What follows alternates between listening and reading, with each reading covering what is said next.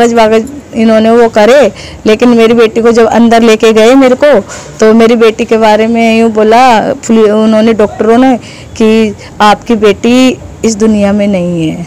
पिता तो उस लड़की को करंट, वो कह रही है करंट लगा है।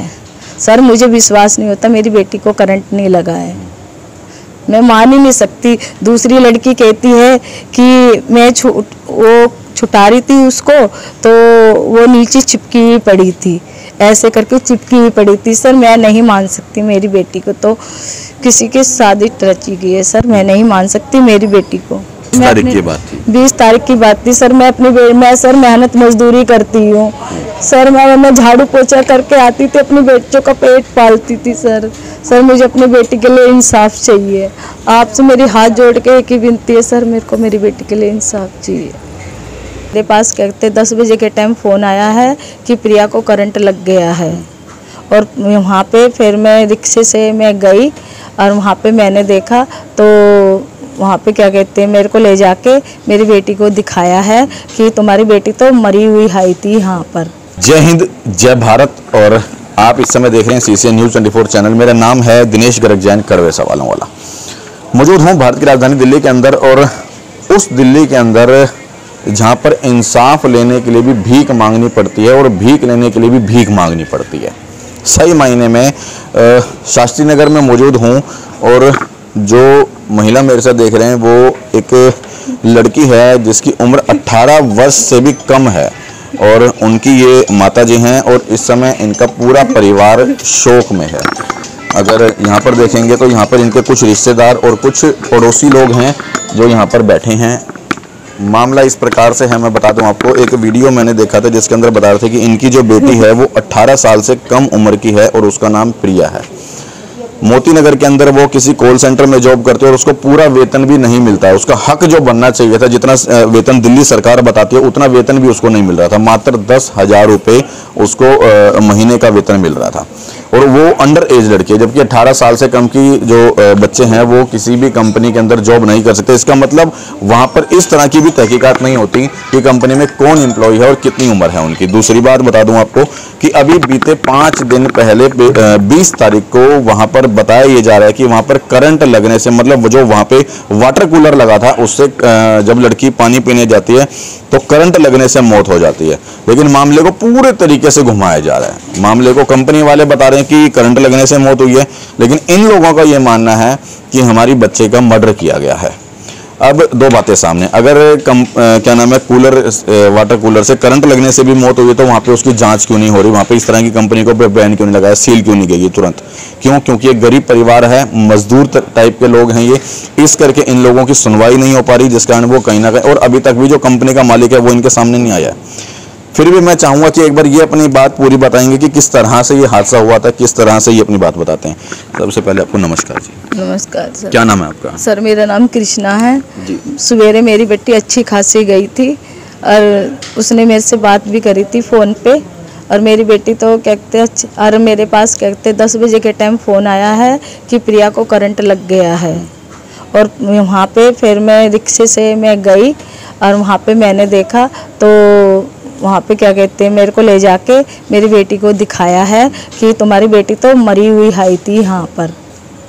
क्या मरी हुई आई थी कंपनी में?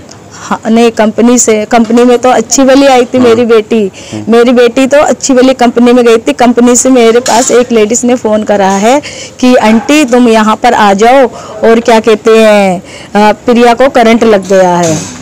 तो मैंने कहा बेटा मैं अभी आ रही हूँ। मैंने तो सर रास्ते भी नहीं देखे थे, मैं रिक्शा करके गई हूँ, तो अन्नू नाम की लड़की मेरे पास आई है। उसने कहा आंटी आप आ जाओ, आप हमारे साथ चलना। तो सर वो मेरे को अपने साथ लेके गई थी। वहाँ पे उसका सारा स्टाफ था, लेकिन मालिक नहीं था। मैंने कहा बेटा तुम्हारे यहाँ के मालिक कहाँ हैं? सर उसका कोई भी मालिक नहीं था। कह रहे आंटी अभी आ रहे हैं, आंटी अभी आ रहे हैं। तो इतने ना कागज वागज इन्होंने वो करे, लेकिन मेरी बेटी को जब अंदर लेके गए मेरे को, तो मेरी बेटी के बारे में यूँ बोला उन्होंने, डॉक्टरों ने, कि आपकी बेटी इस दुनिया में नहीं है।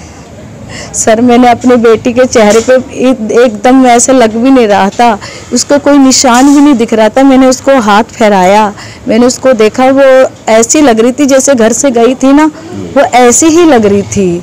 तो सर मैं कैसे मान लूँ, मुझे विश्वास नहीं होता। सर मेरी बेटी को करंट लगने से इंसान नीचे तो गिरता, उठाए भी था, तो उस लड़की को करंट, वो कह रही है करंट लगा है। सर मुझे विश्वास नहीं होता मेरी बेटी को करंट नहीं लगा है, मैं मान ही नहीं सकती। दूसरी लड़की कहती है कि मैं वो छुटा रही थी उसको, तो वो नीचे चिपकी हुई पड़ी थी, ऐसे करके चिपकी हुई पड़ी थी। सर मैं नहीं मान सकती, मेरी बेटी को तो किसी के साजिश रची गई है। सर मैं नहीं मान सकती मेरी बेटी को। तो अभी पोस्टमार्टम की कोई रिपोर्ट जो आप बता रहे हो अभी आई है? सर हमें कुछ नहीं मिला है, पोस्टमार्टम की रिपोर्ट नहीं मिली है।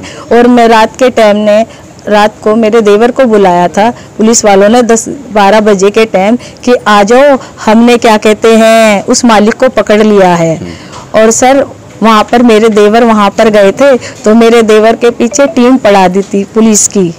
क्यों पता नहीं सर, तो मेरे देवर भागे भागे आए तो पूरी टीम लगा दी थी। तो मेरे देवर एक मस्जिद में घुस गए, उन्होंने देखा फिर कि कोई भी नहीं है, और फिर फ़ोन भी करके बोले कि पहुंच गए। अब पुलिस वालों ने क्या कार्रवाई करी है फिर? सर कुछ भी कार्रवाई नहीं कर रहे हैं, मेरी कोई सुनवाई नहीं हो रही है सर, कोई नहीं सुन रहा है मेरी। मैं चाहती हूँ सर कि मेरी बेटी को इंसाफ मिले सर। 20 तारीख की बात थी। 20 तारीख की बात थी सर। मैं सर मेहनत मजदूरी करती हूँ सर, मैं झाड़ू पोछा करके आती थी, अपनी बेटियों का पेट पालती थी सर। सर मुझे अपनी बेटी के लिए इंसाफ चाहिए, आपसे मेरी हाथ जोड़ के एक ही विनती है सर, मेरे को मेरी बेटी के लिए इंसाफ चाहिए। जब बॉडी देते हैं, जब भी साइन नहीं करवाया, बॉडी करवाया, जब साइन भी नहीं करवाए, और जब बिन साइन के इन्होंने वहाँ भेज दिया चीरा फाड़ी करने। हाँ सर पीछे से मिट्टी निकाल के ले गए मेरी बेटी की, ना मेरे से साइन करवाए हैं, ना इन्होंने कुछ करवाया है। और पीछे से मेरी लड़की का मतलब क्या था इनका पीछे से ले जाने का, मेरे को बताना तो चाहिए था कम से कम। सारे हम बाहर खड़े हुए हैं और ये पीछे से एकदम। मैंने डॉक्टर साहब से पूछा, डॉक्टर साहब भी कुछ नहीं बोले। वो आज 26 तारीख हो गई है, जो कंपनी का मालिक था वो पकड़ में आया या नहीं आया? सर वो अभी तक पकड़ने में नहीं आया, और हमें ना ही कोई बताया है, कुछ भी नहीं बता रहे ये हमें। मैंने मालिक को बार बार वो स्टाफ को बोला था कि मालिक कहाँ है बेटा, सारे मेरे से बोल रहे हैं, वहाँ की स्टाफ पूरा बोला है आंटी अभी आ रहे हैं, अभी आ रहे हैं। सर मेरी बेटी को लाए भी नहीं, मेरी मट्टी देखी है सर, मेरे से इससे आगे कुछ नहीं कह सकते सर, मेरी बेटी के लिए इंसाफ चाहिए मुझे। अब देखो आपने इनकी माता जी की पूरी बात सुनी, और सच मायने में यही सच्चाई है कि इस देश के अंदर इंसाफ मांगने के लिए भीख मांगनी पड़ती है, और भीख मांगने के लिए भी भीख मांगनी पड़ती है। मैं 2 बार भीख मांगना इसलिए बता रहा हूं क्योंकि अब इन लोगों के साथ जो हादसा हुआ वो 20 तारीख को हुआ, और आज 26 तारीख हो गई है, लेकिन अब तक भी पूरी तरह से इन लोगों को इंसाफ नहीं मिला, और इंसाफ मांगने के लिए अब ये लोग भीख मांग रहे हैं। एक भाई मेरे साथ मौजूद हैं, ये हालांकि यहाँ पे इनके पड़ोसी हैं। और क्या नाम है भाई आपका? भुवनेश कुमार। भुवनेश भाई क्या बात हुई थी, आप इनके साथ गए थे, क्या देखा था आपने? पूरी बात बताओ एक बार। अभी जो लड़की है जिसकी डेथ हुई है प्रिया, उसके साथ जो लड़की काम करती थी कशिश, उसकी बड़ी बहन आई गली में बता रही थी कि उसकी डेथ हो गई है और वो हॉस्पिटल में है। तो फिर मैं एक भाई के साथ गया, वहाँ हम पहुँचे, तो हमने वहाँ जाने के बाद पहले तो प्रिया को देखा, तो प्रिया की डेथ हो चुकी थी, उस समय पे प्रिया की डेड बॉडी थी वहाँ पर। फिर उसके बाद वहाँ पर जो चीज़ें चल रही थी, हम भी वहीं पर खड़े हुए थे। आईओ साहब को हमने बोला कि आप जाइए, जो कैमरे वगैरह वहाँ पर कांस्टेबल भेज दीजिए ताकि हमें पता रहे कि क्या चीज़ें हुई हैं। पहले तो वहाँ पर कांस्टेबल नहीं भेजा गया, कुछ चीज़ें नहीं हो रही थी, मतलब जो जिस तरीके से हम चाह रहे थे वैसे नहीं हो रही थी। आईओ साहब चिल्ला कर बोल रहे थे कि मेरे पास केस है, मैं जैसे चाहूँगा वैसे होगा। और उन्होंने फिर डेड बॉडी इनसे परमिट लिया, इन्हें पोस्टमार्टम कराना था या नहीं कराना था, उन्होंने बिना किसी परमिट के डेड बॉडी पोस्टमार्टम के लिए भेज दी। फिर हम ऑफिस गए तो वहाँ पर भी हमने जो चीज़ें देखी, वहाँ पर ना पूरे कंपनी में सीसीटीवी फुटेज थी, पर जहाँ पर प्रिया की डेथ हुई है बता रहे हैं कि वो वाटर कूलर से उसको करंट लग के डेथ हुई है, तो वहाँ पर कोई कैमरा नहीं था। बाकी पूरे कंपनी के अंदर कैमरे हैं, वहाँ पर कोई कैमरा नहीं है। और ये जो फैमिली है इतनी सक्षम नहीं है कि आगे और चीज़ें कर पाए, तो इनकी कोई भी किसी तरह की कोई सुनवाई नहीं हो रही है। कंपनी का जो मालिक है कंपनी का मालिक ही नहीं देखा इन्होंने कि कंपनी का मालिक कौन है, कोई किसी भी तरह की कोई मालिक ने आके संवेदना व्यक्त नहीं की कि मेरी कंपनी में इस लड़की की डेथ हुई, किसी भी तरह की कोई बात नहीं। कंपनी के एम्प्लॉयज़ भी सब ऐसे नॉर्मल थे कि कुछ उनको ऐसा लग रहा था कुछ हुआ ही नहीं है, उनके साथ का कोई एम्प्लॉय डेथ हो गई किसी की, पर अंदर वो सब अपना आराम से थे, कोई किसी को कोई प्रॉब्लम नहीं थी। और मुझे लगता है जैसे अंडर 18 प्रिया थी, ऐसे और भी अंडर 18 लड़कियां थी, 40 से 45 एम्प्लॉय हैं उसमें, कोई जिस जहाँ से एंट्री है वहाँ कोई बैनर नहीं था, कुछ नहीं, कार्ड्स लिमिटेड करके उस कंपनी का नाम है, लोन क्रेडिट कार्ड वगैरह जैसी वो सर्विस देते हैं।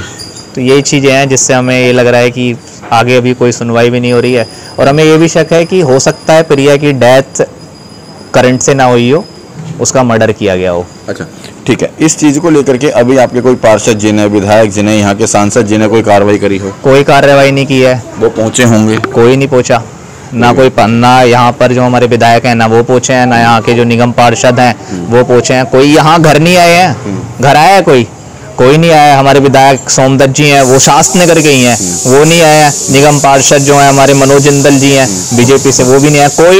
कोई नहीं आया है। और वहाँ पर भी जो आईओ साहब थे वो हमारी बात सुनने को बिल्कुल तैयार नहीं थे। जैसे हम बता रहे थे, उन्होंने अपनी तरफ से जो रिपोर्ट बनाई, जो इनकी FIR बनी है, GD बनी है, वो उन्होंने अपनी मर्जी से ही बनाई है। ये क्या चाहते थे, इन्होंने कौन सी धाराएं लगवानी थी या किस तरह का इन्हें लग रहा था कि वो मर्डर केस है या वो जांच का विषय है कि मर्डर केस है नहीं है या करंट से हुई है, इनकी तरफ से नहीं, वो उन्होंने अपना ही बनाया है कि, और उन्होंने जो बनाई है वो भी झूठी है। वहां पर वाटर कूलर के पास कोई भी पानी की बूंद नहीं है। उन्होंने लिख रखा है उस रिपोर्ट में कि वहां पर गीला रहता है, फिर यह नंगे पैर थी, इस तरह की चीजें उसमें लिखी हुई है जो इनकी FIR, लेकिन वहां पर बिल्कुल सूखा है। आप जिस दिन हम वहां थे तो दिल्ली अप टू डेट करके जो न्यूज कवरेज था उसने भी दिखाया, उनकी वीडियो में भी है कि वहां पर बिल्कुल सूखा है, वहां पर एक भी पानी की बूंद नहीं है। तो वो सारी चीजें स्कूलों में, हॉस्पिटल में, सब जगह यही वाटर कूलर। आज तक कोई ऐसा केस ही नहीं सुना कि एक लड़की की, एक बच्चे की डेथ हो जाए। प्रिया तो फिर भी 17 की थी, वो छोटे छोटे बच्चे भी उसी से पानी पीते हैं जो UKG KG के, वो उनको आज तक करंट नहीं लगा।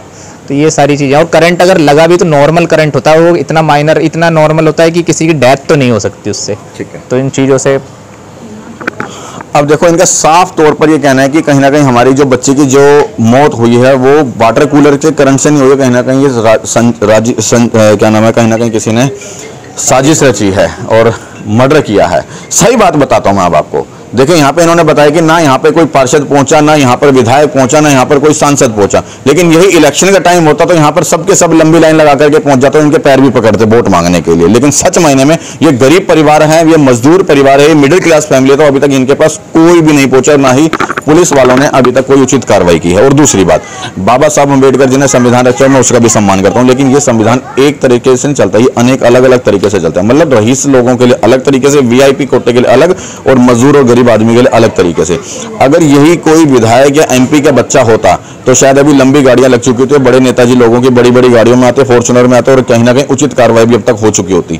लेकिन ये गरीब परिवार है, इसलिए आज यहाँ पर घर के बाहर बैठ करके सिर्फ मातम मना रहे हैं, शोक मना रहे हैं अपनी बच्ची का, और सिर्फ इंसाफ की गुहार लगा रहे हैं और उसकी भी भीख मांग रहे हैं। जी, एक चीज मैं ये कहना चाहता था, अगर मर्डर केस है तो वो जांच का विषय है, लेकिन अगर उस कंपनी में डेथ हुई है तो उस कंपनी की सिक्योरिटीज क्या है कि एक कैमरा नहीं है वहां पे, किसी लड़की के साथ कोई भी अगर अप्रिय घटना होती है उसका जिम्मेदार कौन होता है। और अब उसकी डेथ अगर करंट से भी हुई है, जांच में अगर ये है, अगर वो रिपोर्ट बना रहे हैं कि करंट से हुई है, तो फिर आगे क्या, इनके हस्बैंड नहीं है, उनकी भी डेथ हो गई, प्रिया का एक छोटा भाई है, तो इनकी फैमिली का आगे क्या। ये बहुत ही मध्यम वर्ग परिवार से आते हैं, प्रिया अकेली कमाने वाली थी इनके घर में, तो फिर आगे कंपनी का मालिक नहीं, कुछ नहीं, तुमने एक ऐसी एक रिपोर्ट बना दी, इसमें तुमने अकस्मात मृत्यु दिखा दिया है, कोई तुम कार्रवाई नहीं कर रहे हो कंपनी पे, मान लिया मर्डर नहीं है, उस कंपनी में ही डेथ हुई है, तो आगे कार्रवाई चाहिए, प्रिया के परिवार को आर्थिक मदद हो, कुछ तो ऐसी चीजें हो जिससे उसके परिवार को आगे बढ़ने में मदद मिले। इस विषय पे कोई नेशनल मीडिया पहुंची?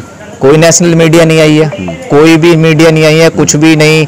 ऐसे नॉर्मल तरीके से चीज़ों को टाल दिया गया है कि एक बच्ची नहीं गई है, बस ऐसे ही जैसे कोई पौधा होता है उखाड़ के फेंक देता है, कोई भी चीज़ आगे कोई कार्रवाई नहीं है। अब ये देखो, यहीं पे अगर वाकई किसी नेताजी की कोई बच्ची के साथ ये हादसा होता तो शायद नेशनल मीडिया भी इसको कवरेज कर होता। क्यों?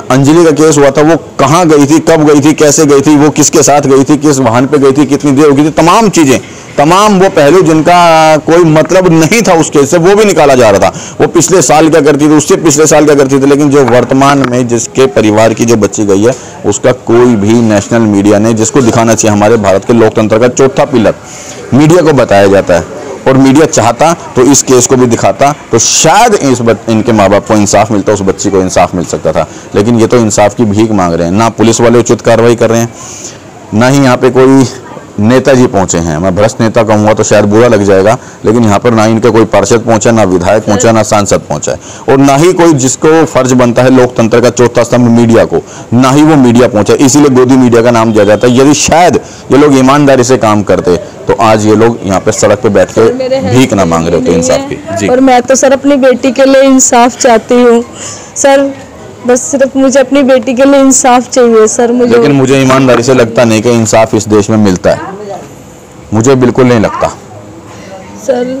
बात बुरी जरूर लग रही होगी आपको मेरी, लेकिन हकीकत बता रहा हूँ। सर आप बताओ मुझे इंसाफ कैसे मिलेगा सर? ये पैसे वालों की दुनिया है सर, ये पैसा भर भर के अपना काम चलाए, तो मैं गरीब हूँ सर, मेरी तो आत्मा इतनी दुख रही है सर, मैं अपना दुख किसको बताऊँ? मेरा दुख तो कोई सुनता ही नहीं है सर, मैं कहाँ से लाऊं अपनी बेटी को सर? मेरे तो बस यही इंसाफ है। इनको संभालो सर, मेरी बेटी को। अब ये देखो यहाँ पर ये हालात है इनकी, थोड़ा तरस खाओ, तरस खाना चाहिए यार। कम से कम ये देखना चाहिए कि यहाँ पर एक जगह चोरी हुई है, कहीं पे कोई नशा बिक रहा है, वो अलग चीज है, लेकिन एक परिवार का चिराग बुझ जाता है। कम से कम यहाँ तो आप लोगों को समझना चाहिए कि यहाँ पर हुआ क्या है, लेकिन शायद इन निर्दयी लोगों को ये समझ में नहीं आने वाला। नेताजी को फर्क है सिर्फ अपने वोट से, इलेक्शन से, पुलिस वालों का मतलब है केवल रिश्वत से।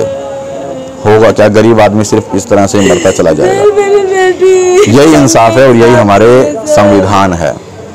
निवेदन करूंगा तमाम लोगों से, जो लोग भी इस खबर को देख रहे हैं, यदि वाकई आपके अंदर थोड़ा सा भी है कि हाँ कहीं ना कहीं एक परिवार के इंसाफ के लिए हमें लड़ाई लड़नी चाहिए, तो जो गोदी मीडिया के नाम से मीडिया बन चुके वो यहाँ पे पहुंचे और इनके लिए आवाज उठाए। इससे ज्यादा नहीं कुछ कहूँगा, सिर्फ इनके इंसाफ के लिए जो आप मदद कर सकते हैं वो जरूर करें। इंसाफ चाहिए मुझे। जय हिंद।